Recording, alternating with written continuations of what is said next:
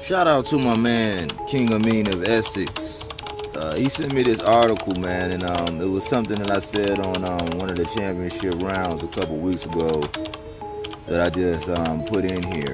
But it says, January bout between David Benavidez and Jose Uzcategui called off. Mike Cop, 8:34 p.m. So I got this last night.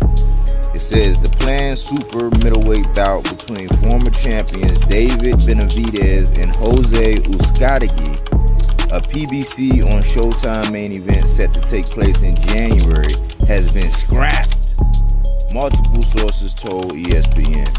The reason, sources said, is public backlash surrounding Uzcategui's positive test for the performance-enhancing drug recombinant human EPO or EPO ahead of a planned November 2021 fight with Benavidez. This rescheduled fight between Benavidez and Uzcategui wasn't formally announced, but ESPN reported last month that the sides were finalizing a deal for the bout. Benavidez is seeking a new opponent for a fight in the first quarter of 2023. Why not Caleb Plant? Showtime spokesperson Chris de Blasio told ESPN that the fight was never scheduled for Showtime. Samson Lefkowitz, who promotes Benavidez, declined to comment. Interesting. PBC didn't respond to a message seeking comment as this went to publication. Sean Gibbons, who manages Uzcategui, also didn't respond to a message seeking comment. Nobody want to talk. 1, 2, 3, 4, fizziv. The news of the rescheduled Benavidez-Uzcategui fight broke just 11 days after an October bout between Conor Benn, Chris Eubank Jr. was canceled following Ben's positive test for PED, leading to backlash against Uzcategui and other parties involved with the planned fight. The pair was set to square off in November 2021 before Uzcategui tested positive for the performance-enhancing drug recombinant erythropoietin, a synthetic version of EPO. Benavidez, 26-0 with 23 KOs, instead faced Kyrone Davis and scored a 7th-round stoppage.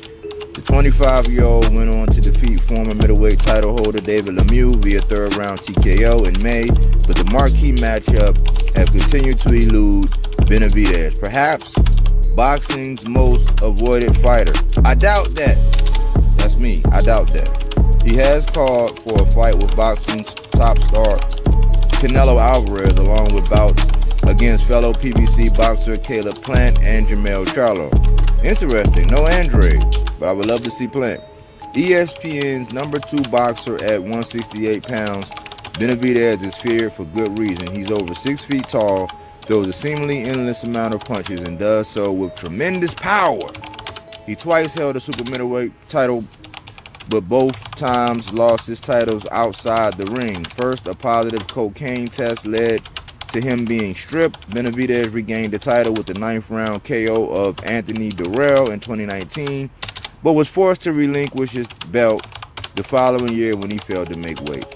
A Venezuelan boxer who fights out of Mexico, Uzcategui, 32-4 with 26 knockouts, has fought once since the revelation of the banned substance.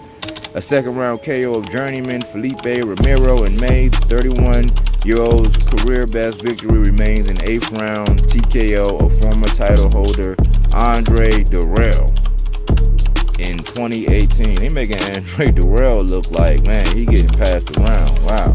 Uzcategui went on to lose his title to Caleb Plant via decision in 2019. 2 fights later, Uzcategui dropped in decision to Lionel Thompson in upset.